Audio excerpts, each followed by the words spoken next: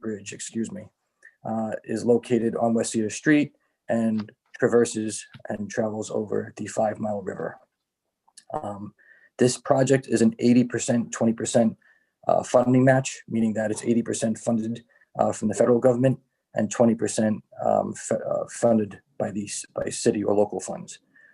This is part of a federal bridge replacement program in which the funds, again, originate at the federal level, but where the state's involved is that it's administered by the state. So the funds are allocated at the federal level, but the program itself is administered by the state, in this case, the Connecticut Department of Transportation. Without getting into too much technicality, a broad brush overview of the project and the purpose of the project is to correct deficiencies with the existing bridge. And the two main deficiencies you'll see as we progress through this presentation relate to the roadway being too narrow, or better known as functionally obsolete, and also the age of the bridge. The original bridge that's currently in place was constructed in 1910, which lends it to be about 110 years old.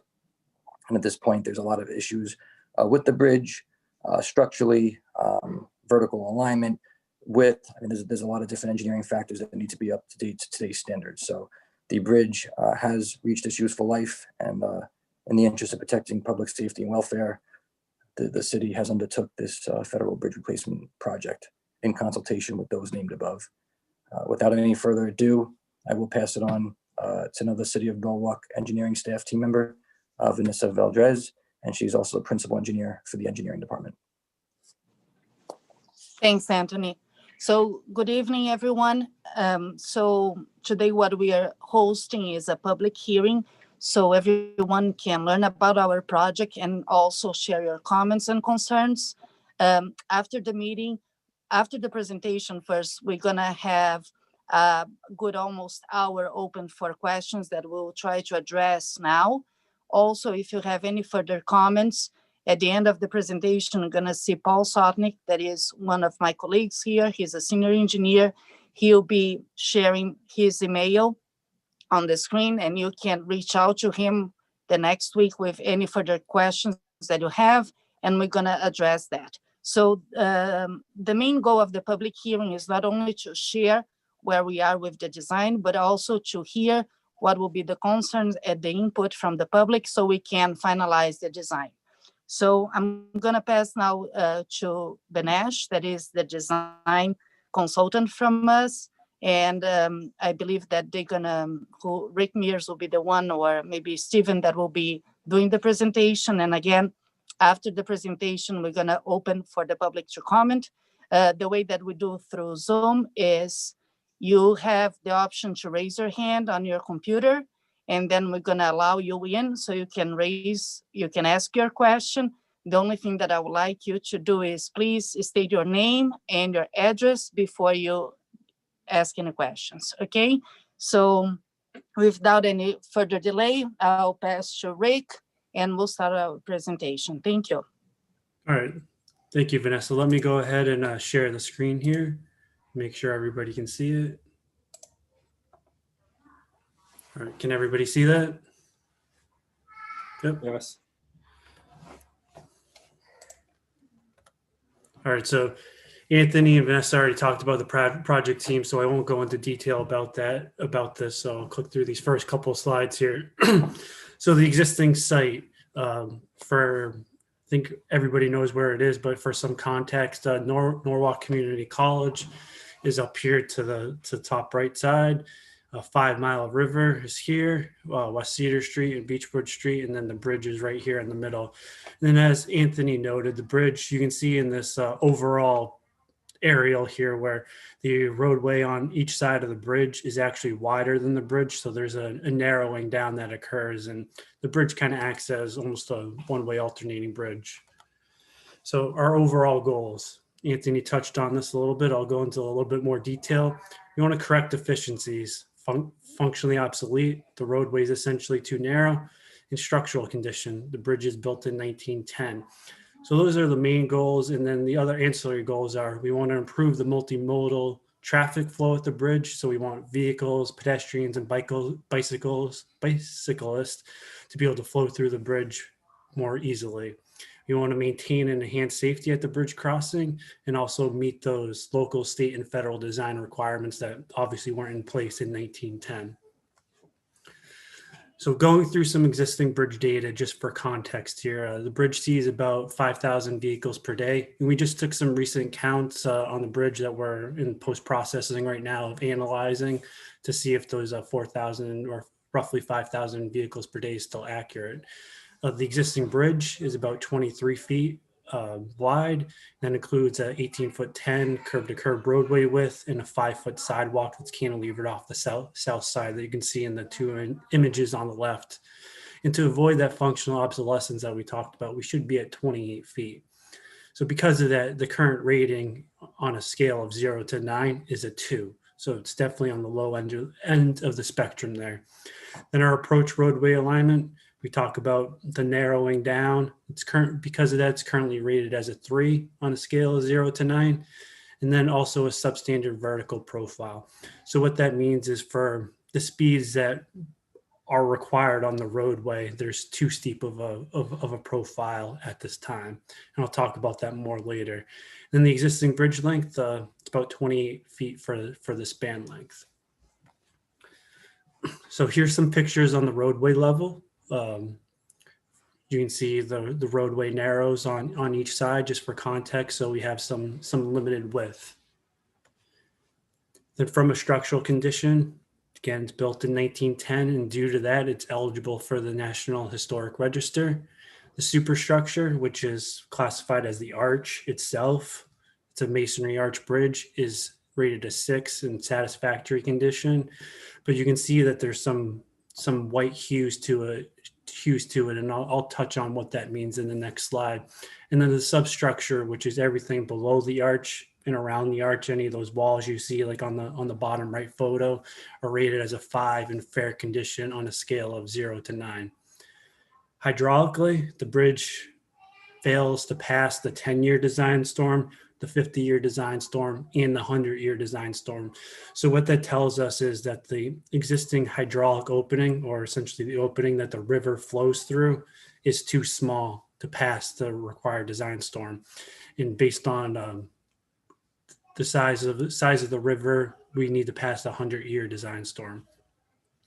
The bridge is also considered scour critical, and what that means is during these design storm events, when water flows through the channel, it can erode some of the material on each side of the arch, and as it erodes that channel bed material, it can expose enough of the bridge where it becomes unstable. So it's something that on a newer design, you design so the bridge isn't scour critical. So we touched on those little white areas on the previous picture, and you can see them here. On the picture on the left, you can see some white areas here, and then on the other side, you can see some white areas scattered around. What that is we put salts on the road. That salt acts with, in this case, mortar, and it creates a chemical reaction, which creates a corrosive environment.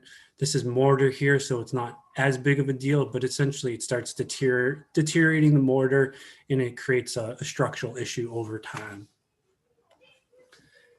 Hydraulics, this picture on the left, we are in a FEMA floodway. The bridge is located right about here, right in the center. And then you can see a picture on the bottom right of what the span looks like. And we know from a hydraulic standpoint that we essentially need a larger opening. So that means a longer bridge.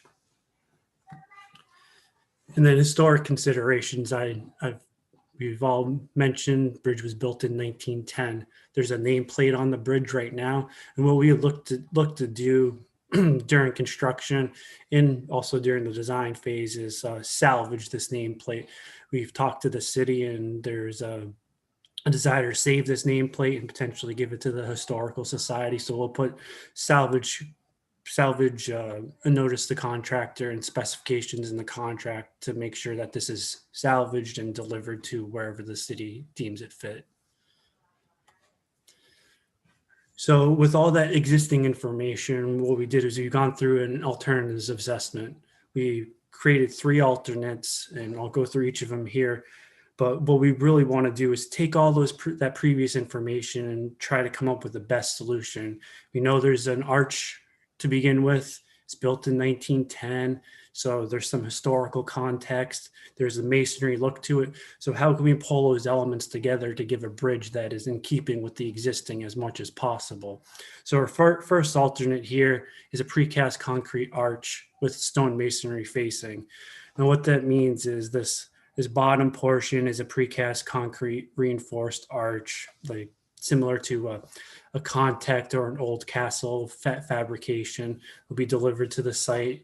And then all these walls around are a reinforced concrete wall. But what we'll do is we can take the existing stone on the site, cut it, and attach it to the reinforced concrete to give the look of the existing bridge, but with the structural integrity of reinforced concrete. So this particular span, we would need to increase you can see this clear span number down here. We need to increase the span of the bridge from the 28 feet to 37 feet to make that happen. Our next alternate is a precast rigid frame. So you can see a more squared off opening, maybe not as aesthetically pleasing as an arch. And for this alternate, instead of a 37 feet, we can go with a 30 foot clear span. And then lastly, a precast adjacent box beam alternate, which looks similar to the previous alternate, but it's essentially reinforced concrete beams placed one next to another. And again, it's a more squared off opening compared to an arch. So once we weigh the advantages and disadvantages of each alternate in costs associated with that and constructability for the site, we ultimately ended up landing with discussions with the city that an arch is likely the best option for the site. So what I'll do here is it's an overall plan view marked up for some impacts and limits of the construction area.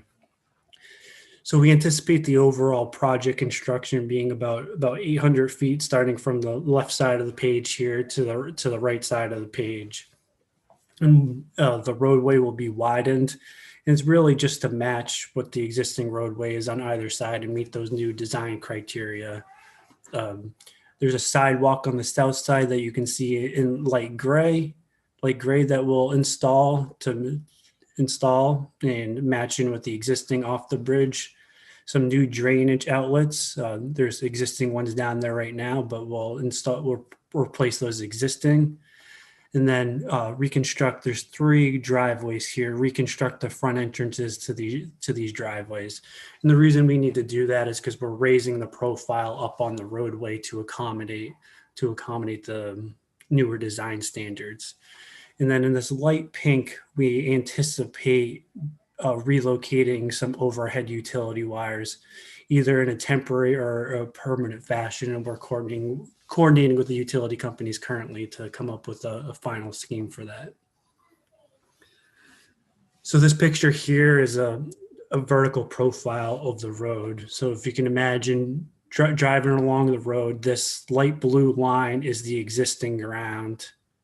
And then the brown line coming across it is the proposed ground.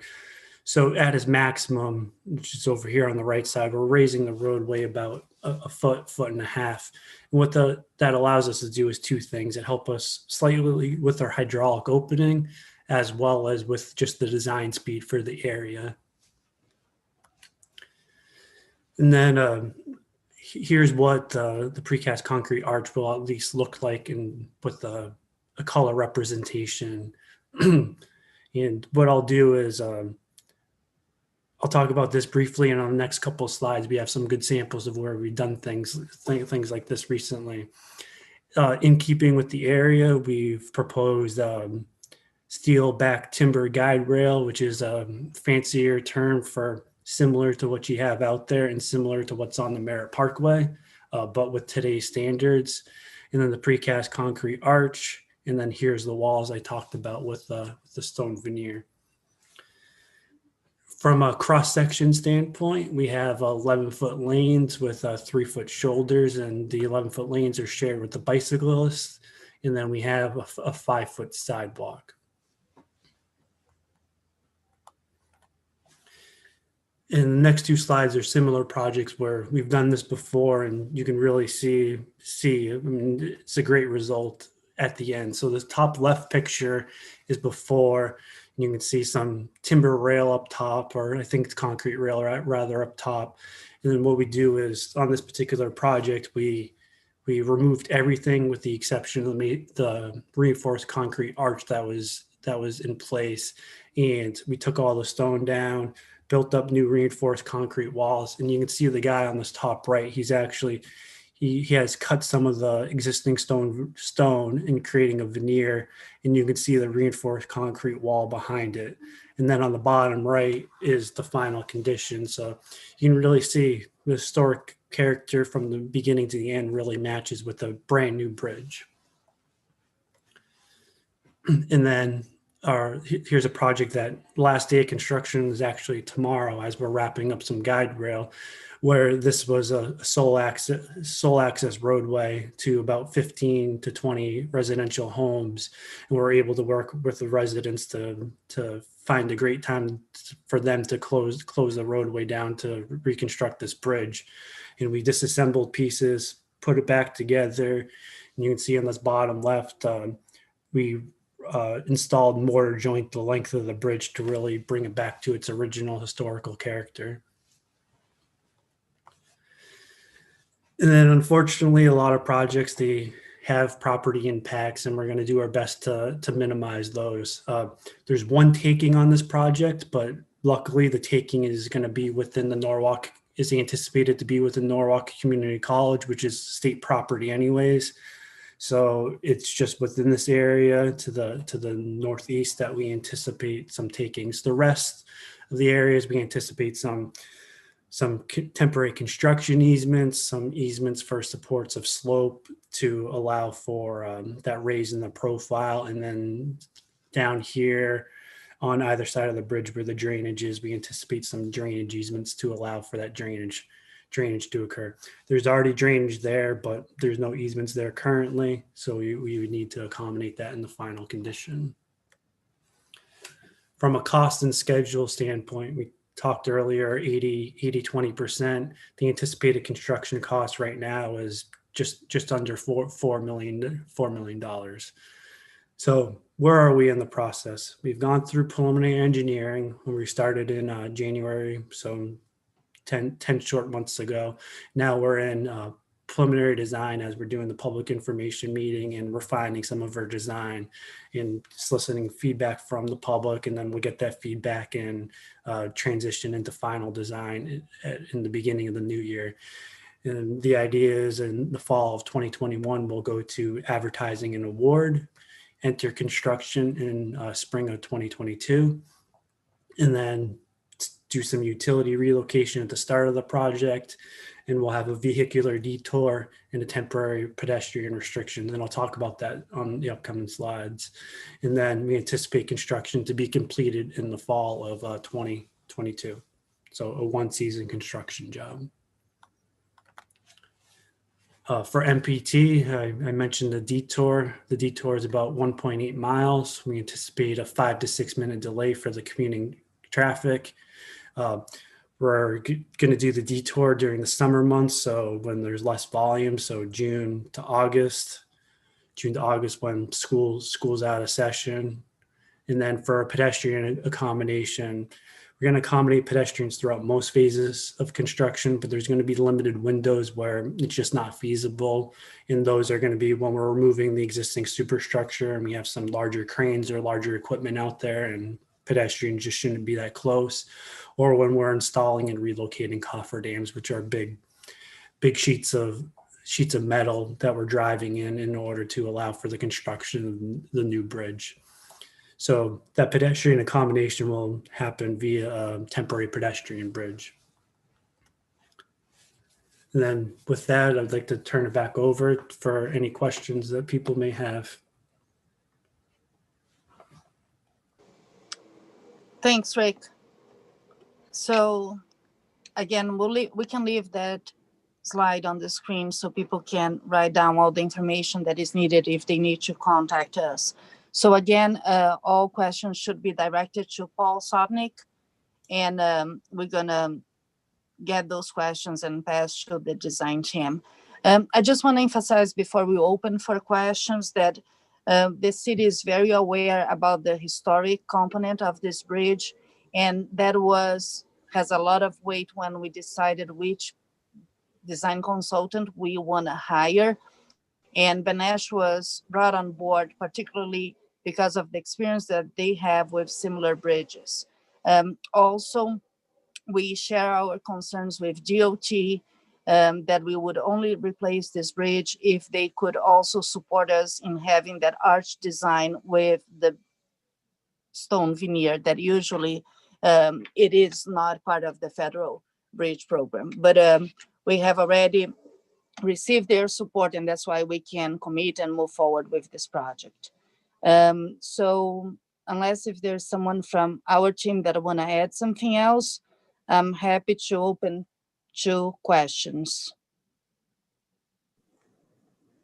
We have two people with the hand raised. Should I just go based on the order? Sure, please. So again, when you come in, just state your name, please, and your address. Okay, I think this is Fred. Fred, can you hear us? Yes, can you hear me?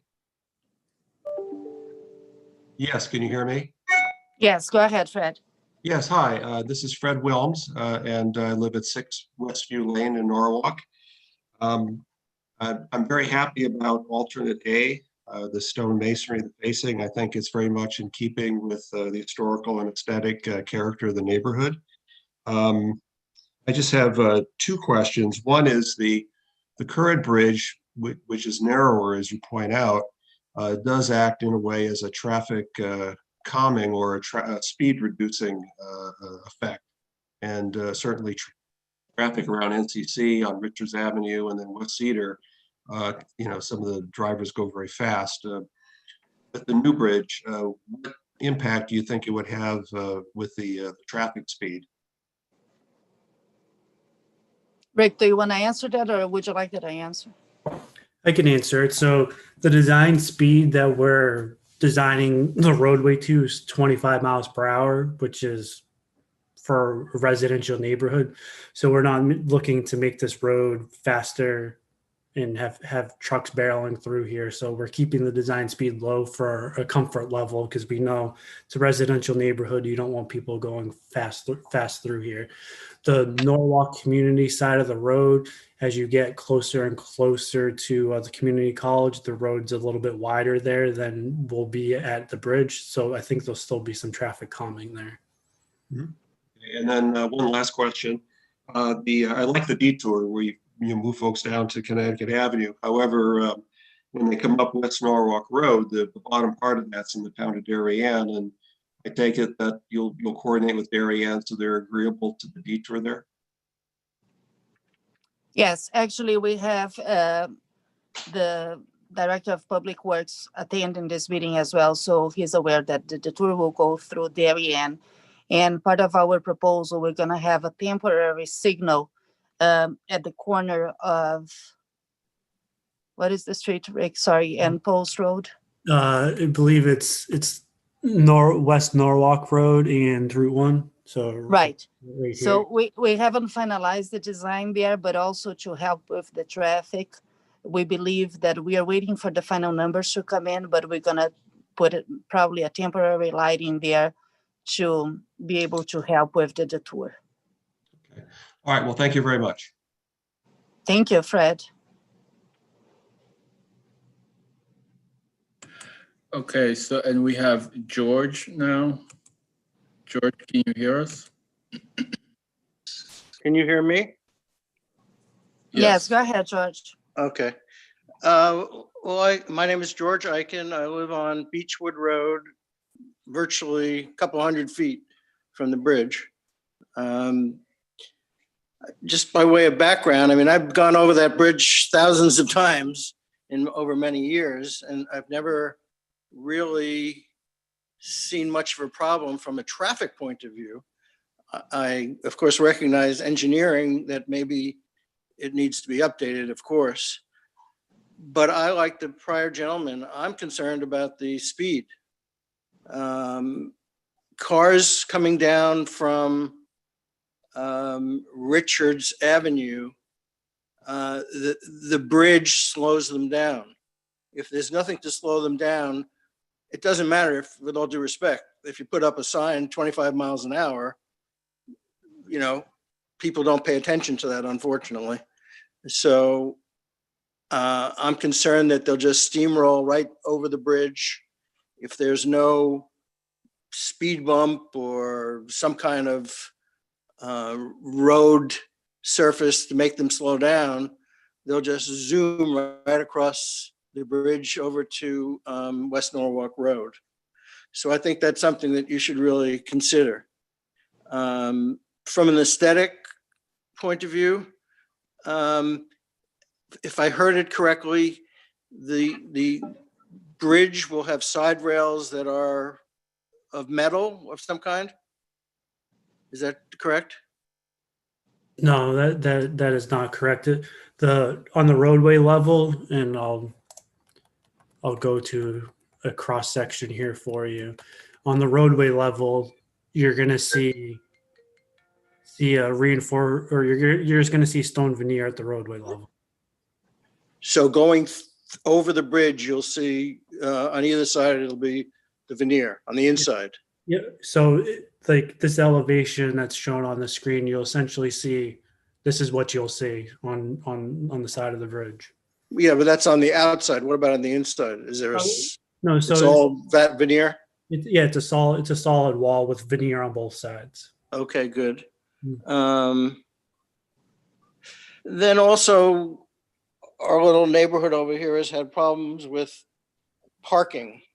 It's gotten a little better because about a year ago, we asked to put up no parking during the afternoon. But I'm concerned is it's going to be start with a new problem, because people that usually park on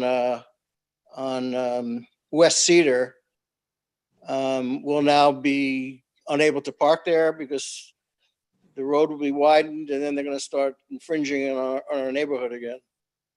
So just something else to think about.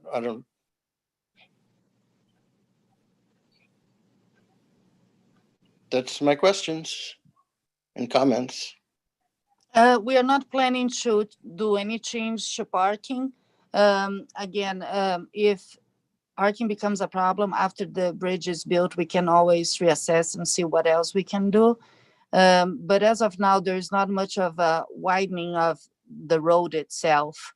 We are just more widening the bridge and then the approaches, but the road prior to it doesn't get wider to the point that will allow parking. Also, we're gonna add the sharrows for the bike, and that also helps people to understand that there is no parking there.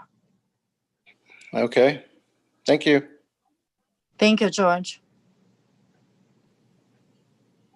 Okay, so Vanessa, if you look at the Q&A, there's also a question that was typed in from Eli Stone. I don't know if he wants to talk, or you just want to read the question and answer it. I can read, thanks. So there's a question from Eli Stone. I don't have his address, but it says, we have a concern with the increased number of Kiars who need to make the left turn onto Route 1 from West Norwalk Road. This is already a problem and holds up traffic turning right. Has the city figured out how to handle this? So I believe we already answered that, because we're trying to implement a temporary traffic light there, at least while the detour is being implemented. That's why we're doing all the traffic analysis, so we can show DOT, because that's a DOT road that will need that temporary light to alleviate the traffic. Okay, and then we have a panelist with a question who I saw before this next one. Sure. Lisa Shanahan, I don't know. Yes, I think I'm unmuted. I have a question concerning, I believe that this bridge goes over Norwalk Land Trust property, and I'm wondering what kind of mitigation is being done for this very sensitive environmental property. So The only spots that we are anticipating impacting the Norwalk Land Trust area are areas where there's already existing drainage there. So let me go to this first photo. So on the south side of the bridge, there's this drainage area. So we're replacing those, and then we'll have the temporary bridge we try to tighten it as close to as possible to it. But in the final condition, the area is going to be restored back to its original condition. So we're trying to minimize as much as possible any impact to it. So there'll be silt collection and things like that. Yep. Um, Yep. Go I ahead. know that the Norwalk Land Trust is going to want to contact you because reached out to representatives today, but they weren't able to make the call. Mhm. Who should I have them direct their questions to? To Paul, please, Lisa. Well, I okay. will take the calls. Yes. And also, I just want to clarify that we still have to permit for this bridge. So it's not that we're just going to go for the design and then we're ready to hit construction. We have to go through a very long process of permitting. And that's why we believe that we're only going to be able to bid this project by the end of next year, particularly because of the permit process. So we're going to do everything that is required by law to meet all the environmental requests. Great. Thank you so much. I also just want to agree that I like the traffic calming of the narrow part of the bridge. I know this area very well. It's in our district and we've walked a lot. So I do recognize the concerns of the neighborhood about speeding through there. Okay, we have Ken from the public who wants to speak. Ken, can you hear us? I have to unmute. Hi, I'm Ken Diorenzo, and I'm a resident on the 5 Mile River. I'm also the vice president of the West Norwalk Association. First, a comment. It's great that you're addressing the width and the height of the bridge, because when the 5 Mile River floods, it really floods. And I'm hoping that Alexis Cherisetti is involved as far as whatever environmental issues are going to be occurring during the bridge building. The other thing, Fred addressed it a little bit, and so did Lisa, is we've been having some traffic issues within West Norwalk. And I can absolutely 100% predict that if West Cedar is closed, they're not just going to go down to US 1, they'll be going across Philo Street and down Richards Avenue as an alternate route. So it may be something that you guys raise some awareness to. Thanks, Ken. Yeah, I really like understand the design. I think you did a great job. Oh, thanks for letting us know. So in regards to the detour, we have to have established the tour is required so we can do the closure. And also the detour has to go through some of the roads that really can have capacity to take the extra vehicle that we're going to put on. So that's why we show the detour. We do understand that some of the local people would not going to use the detour, but the signs will direct everyone to go through what we're showing as the pink area there. What we would really like is we have a database. We communicate with the West Norwalk neighbors.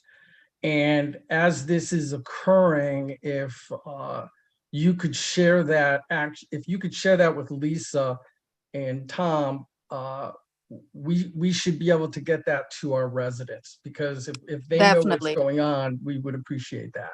Definitely. We have been doing a couple of projects also in different areas, and we usually try to lead the association. So we know that you guys are the best thank you. way to pass the information. So if you can also maybe send your contact to Paul Sotnick, so he'll have, so that will be great, because if there is anything else that we'll know that will impact the area, we can send it to you. Yeah, it's very easy. It's board@westnorwalk.org, and the entire group will get that. So that would be not every West Norwalk resident, just the board of directors. Thanks. Okay, thank you. Ken, I've done a lot of work with Game of Cloud over the years, so I've worked with the West Norwalk Association before, so I've got some of the contact info. Great. I'm sure you've been working, yeah, with Anthony. Great. Thanks. I'm done. Hey, Thank you. Vanessa, it's Tom. If I could just add into that, because Lisa and I work with Ken and the West Norfolk Association, and as he pointed out, traffic really has been an issue there. And what really hurts is, you make one change and then Waze comes in and directs people other ways. So even if they can notify the neighbors all they want, but Waze may direct people on these other routes. So we need to be cognizant of that as we're thinking about the detours.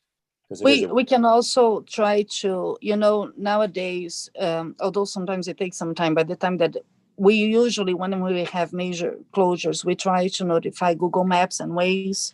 And also we push our detour map to them so they can use. Sometimes there is a little delay. We have been doing this when we have the major projects regarding to the walk bridge. Unfortunately, by the time that they start doing that, we are open again, but we try. Well, that's great to try. Thank you. Yes. I have Roger Silver. Roger, can you hear us? Yes, I can. Can you hear me? Yes. Yeah.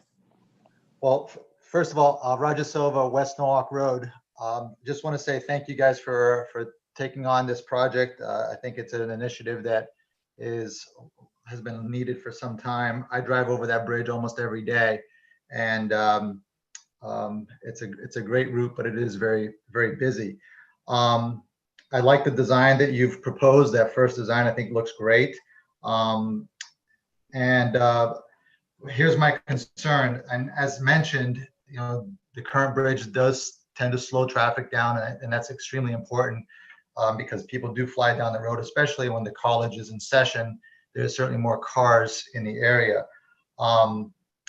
My concern with the new bridge, and just something that maybe you can consider, is currently, I think the size of the bridge and the narrow of the bridge may limit some of the heavy trucks from using that route and bringing trucks down West Norwalk Road, or vice versa.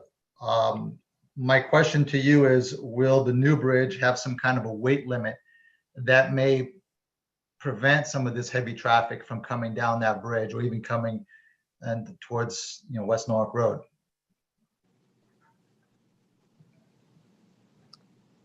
Rick, do you want that I take that one, or you want to answer? So I can take the beginning of it from a structural standpoint. I don't think we're going to limit it from a structural standpoint, just in case the truck does go down there. You just don't want that to happen. But from a signage standpoint, Vanessa, if you want to touch on that. Yeah, we can consider that as one of the comments, if we should put as a no truck through, but for us to put just a sign up there, there are a lot of considerations that we need to take. But we hear your comment, and we're gonna make note of it. Sometimes what happens is that if we put no through traffic, we have also trucks that needs to get to that area, and then they were not going to be able to. It seems like over the past few years, it's become such a big cut through between the Post Road and say New Canaan or Darien, and a lot of construction trucks are coming down this road. Heavy trucks. I'm talking, 10-wheelers, sometimes 18-wheelers are coming down this road, and it's a pretty small road, or narrow road, for such large vehicles to come down. So if it's something that one can consider, maybe even putting some kind of a weight limit on that bridge, or something like that, that would maybe help to keep some of those heavy traffic from coming down the road. Thank you all very much. Thank you.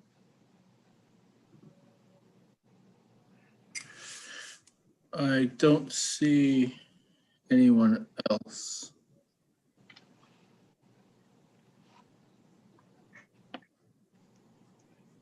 Yeah, I think that's it, Vanessa. Okay. So Ed, do you have any comments? Yeah, can you hear me? Yes. Yeah, no, I have some comments, but they're all good comments. You guys kind of hit the points that the town of Darien. But first, I want to thank you for inviting us in to listen to this. I'm I'm sorry that Jamie couldn't be with us tonight, but I congratulate you on the timing of it, June to August. That's a perfect time to try to do this detour.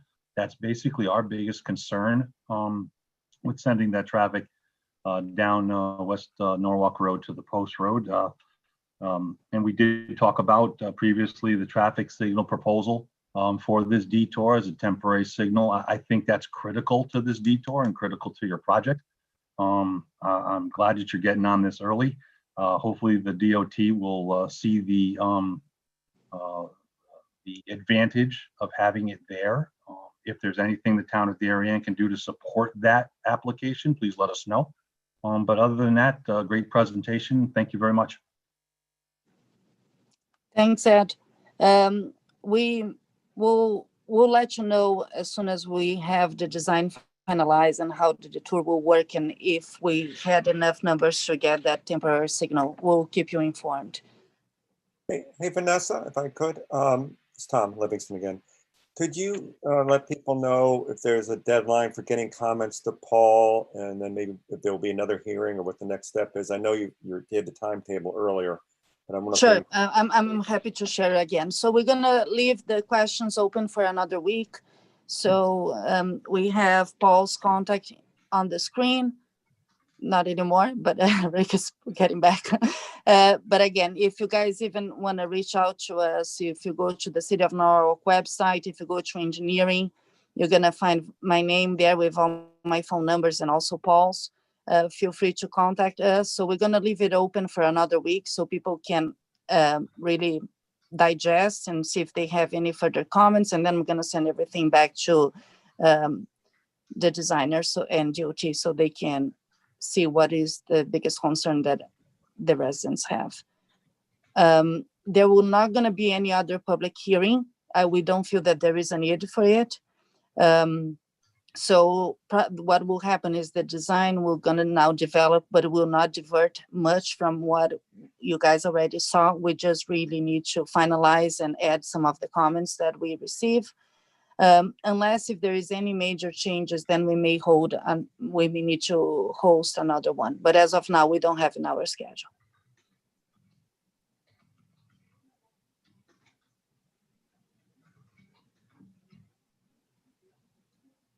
Anybody else?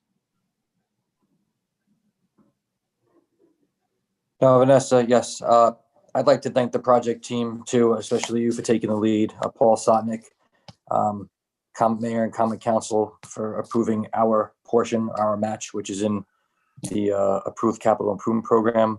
So kudos to all of you and thank you for your support for all the capital infrastructure. Ricky, you and your team, very well done presentation. We appreciate the diligence and thoroughness and the transparency. It's good when people see these projects up front. They understand what to expect. And at the end of the day, we will work to accommodate any of the residents or any of the impacts of the construction. I mean, construction's construction. It's by definition a disruption, but it'll definitely be a betterment for the city of Norwalk and the residents. So thank you, everybody, for your efforts. And we look forward to the successful design and collaboration with the Connecticut DOT. So thank you.